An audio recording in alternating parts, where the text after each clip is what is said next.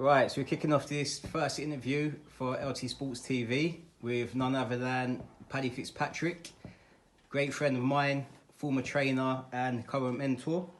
So firstly, I want to start off with saying he now has his book out. I've started reading it about 30 pages in. So I'd just like to give a shout out for that and just ask a brief on the book. Where did the book come from, Paddy? Teach, that you see there, Teach Simpson. He wrote the book. So he trains in here and he's been training here around 3 years.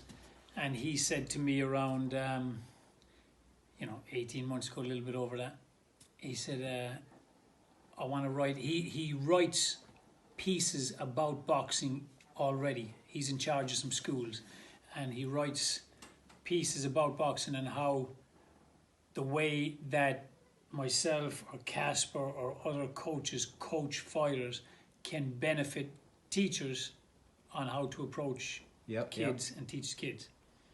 So he had wrote a handful of articles on that for papers. And then he just said to me, he says, I want to write a whole book. And he said, I want to write it on like your journey in boxing.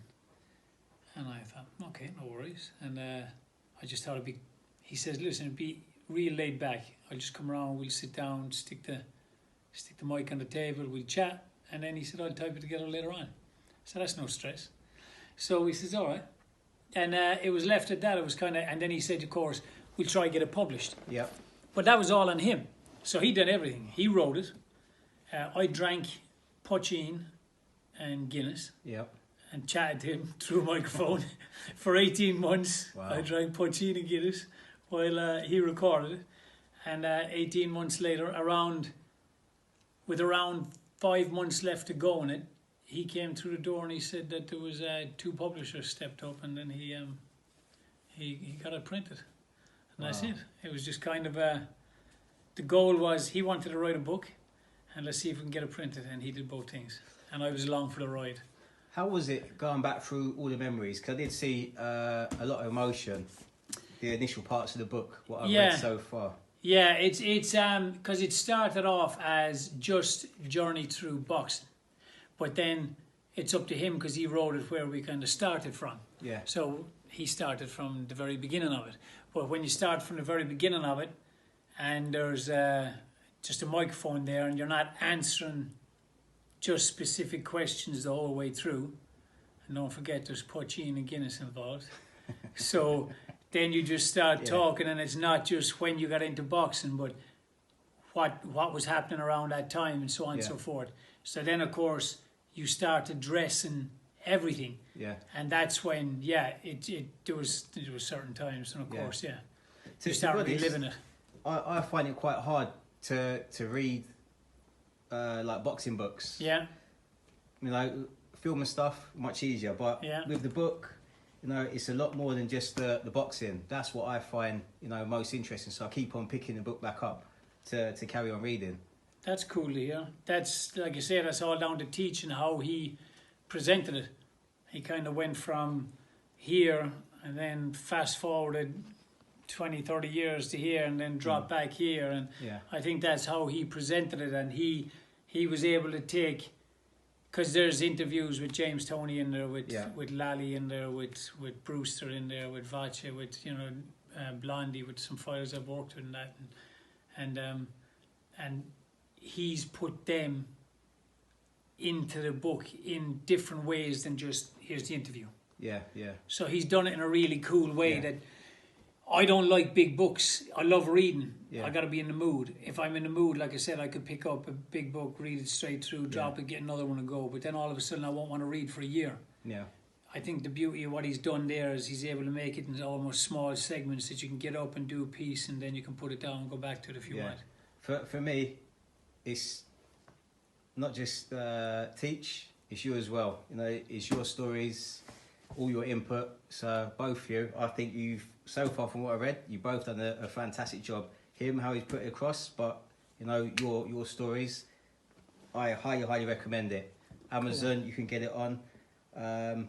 So definitely. Buy. Buy, definitely. All right, moving on, P. Yes, dude. So, I know you don't want to make a big deal of it. I don't want to make a big deal out of it. But if you could just tell us your movements at the moment in regards to the boxing and your future plans. Future plans is I want to turn the space into a community hub. And during the lockdown, just gave pause for thought. And it was like, we couldn't do nothing, could you? You couldn't do anything if you wanted to. There was only a certain amount of people allowed to work. So you just have time to sit down, and there's only a certain amount of times you can rejig the garden and do stuff before you start to get bored now, man. And I just wanted it. I was thinking about what's going to happen when we reopen and what's the way forward. And I want to just do more with the youth than what I'm doing. So we're just turning the place into a hub. We got the land out the back too. We got some workshops there that we're getting going. They're halfway through being ready. So there'll be a place where we can do upholstery and welding and second-hand furniture, doing it up. And we're making a classroom up here for youth to come in and do schooling. And there's a room up the front for a wellness centre where people can come for mental health issues. And just want to open somewhere for the youth and for the community to have somewhere to go to. That for the youth, that they have somewhere they can feel safe, and if it's not boxing they're into, they can do woodwork, they can do welding, they can do something else. But have somewhere to chat, have somewhere to kick back, have somewhere to feel that a bit of peace in that. Where did the whole idea come from? We had a school here before where guys could come and do BTECs and walk away. We had, I think, 4 subjects in all they could do and walk away with GCSEs and BTEC level 1 and 2s. We had 20 kids in a school here, and I had 10 kids in a school that we had set up in Oxford. But that was a lot of years ago. Things didn't work out the way I'd wanted them to work out, so that didn't continue.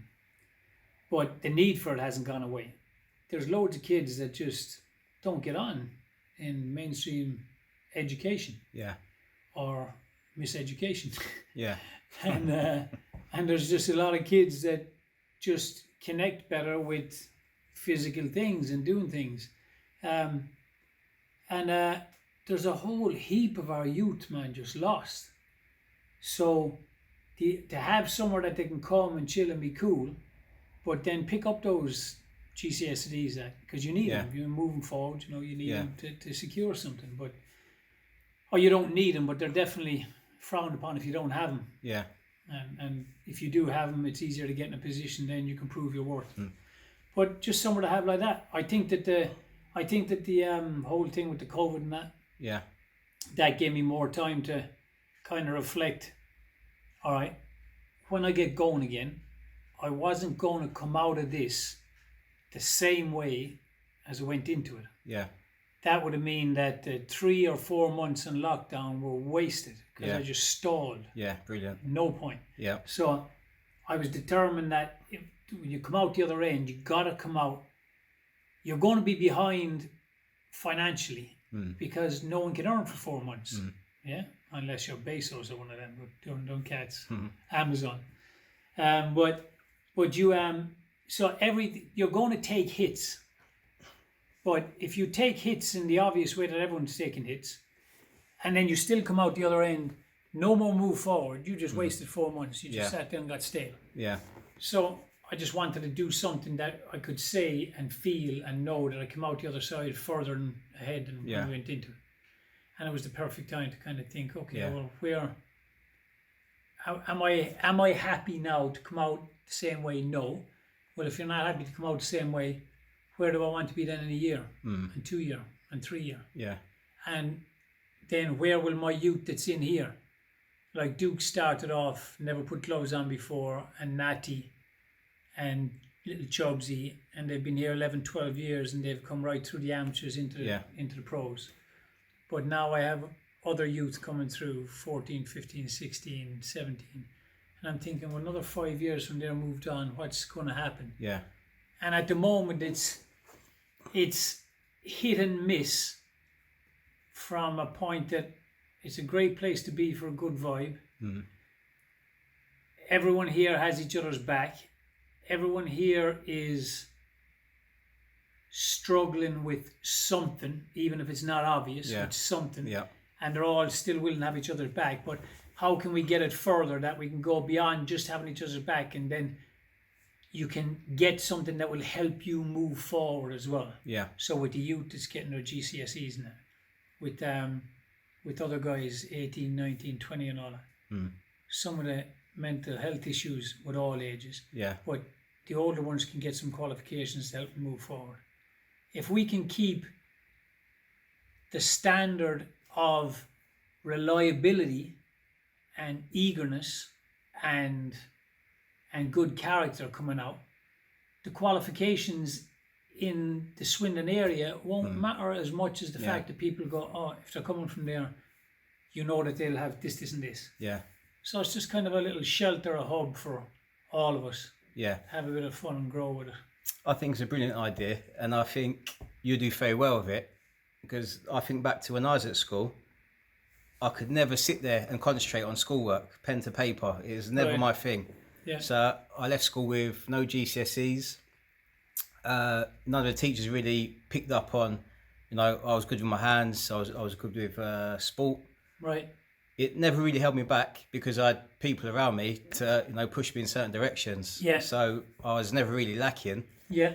But to have some of the kids what don't have the people behind them to give them the direction after not getting the GCSEs, not doing well in school. Yeah. I think you're fitting perfectly and do a really good job with That's it. cool. Thanks. Well, it's a whole. It's not just me. It's my gym, but there's a whole heap.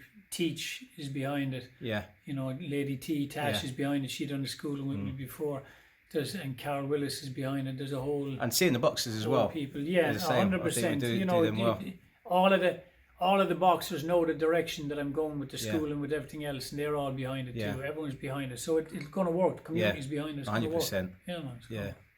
We all need a little place where we can chill, don't we? We do. So P, probably not poking, but can we get a little, in terms of the boxing, the school's going to take up a hell of a lot of time. Yeah. Where does this leave you with boxing? Just the school's going to be my full-time thing. School's going to be the full-time thing. So the boxers that I manage and train now will be going to somebody better equipped to manage and train them. I'll be spending more time I'll be spending all my time with the youth. Yeah. So with that formula, has to be a success. There you go. Just a quick one, like on the community with the gym and stuff. Yeah. We were speaking before about Brendan Ingle and the whole vibe up there with the community. If you could touch a little bit on Brendan Ingle as well, because I think he brings along that same kind of vibe as you do. Well, so it'd be good I wasn't lucky enough to meet him. I had asked Johnny Nelson. I know I could have just drove up, but I had asked Johnny Nelson. I said, look, I'd really love to meet him and sit down and chat with him. I don't want to miss the opportunity. And he said, no problem. And he had a word and said to me, listen, he said, go on up and have a chat. And I was delighted. Yeah. And it was one of those things, I knew I was able to go up and sit and have a chat with him now, but I didn't just set a time, lay it out and go do it. I just let life get in the way and then I missed the opportunity. Yeah. And I was gutted because he's somebody who I look up to because he's doing things that I would like to do. So he didn't just work with champions. He made them from seed. Made from scratch, yeah. He didn't just have a boxing gym. He had a community. Yeah. It didn't matter if you were a world champion or a kid who's 8 years old. You felt equally at ease and as deserving to be there as anybody else. Yeah. That's pretty cool to be able to make everybody feel equally worthwhile. Yeah. Just some guys are further ahead in life at the moment. That's a pretty cool thing to do. So I just like that vibe. I like what he had. And it's just when you're trying to achieve something, it's nice to know that somebody's already done it. Yeah. Because if they haven't, you just gotta believe you can do it. Yeah. But when you see somebody's already done it, well, the proof is there that it's able to be done, isn't it?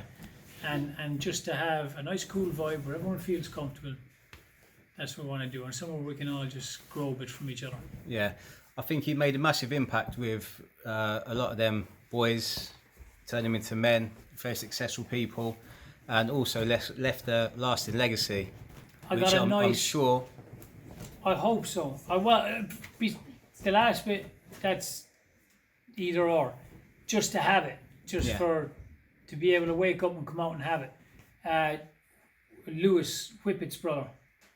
He had one of the guys from the gym sent me through. He was watching Sky either last week or the week before, and there was an interview. I don't know whether it was about Brendan or about Johnny Nelson, but at that time there was an interview with Johnny Nelson that he sent me on WhatsApp, and it was Johnny talking about the gym. Yeah. And what it meant to the community and what it meant.